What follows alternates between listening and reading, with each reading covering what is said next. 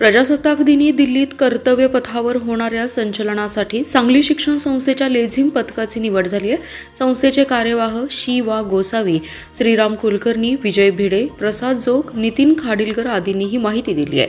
दिल्ली येथील राजपथावर प्रजासत्ताक दिनाच्या दिवशी प्रत्येक राज्याच्या संस्कृतीचं दर्शन घडत असतं। यावर्षी महाराष्ट्राचा देखावा सादर होणार की नाही यावर चर्चा रंगली असतानाच कर्तव्य पथावर होणाऱ्या संचलनासाठी सांगलीला मान मिळालाय।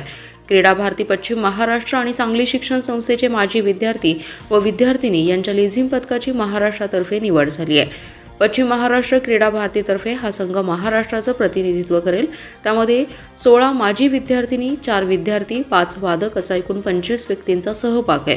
विद्यार्थिनी आशा संपदा जोशी, श्रावणी गाडगीळ, अनुश्री विस्पुते, उर्वी कन्हेरे, केतकी बावडेकर, साक्षी पारेख, मृण्मयी फडके, वेदश्री दांडेकर, पूर्वा कुलकर्णी, समृद्धी वेलवलकर, आर्या जोशी, मुक्ता लिमे, साक्षी अजयराव, अस्मिता शिंदे, संस्कृती बेलवलकर, तेजस्विनी सत्तीकर, विद्यार्थी असे विनायक येडके, मिथेश माने, विवेक पाटील, वादक मधुरा लिमे, ज्ञानेश लिमे, शंतनू ताम्हनकर, किशोर माने, संघप्रमुख हरिहर भिडे, व्यवस्थापक सचिन गद्रे। प्रजासत्ताक संचलनामध्ये सहभाग हा शिक्षण संस्थेसाठी अभिमानास्पद असल्याचं पदाधिकाऱ्यांनी सांगितलं।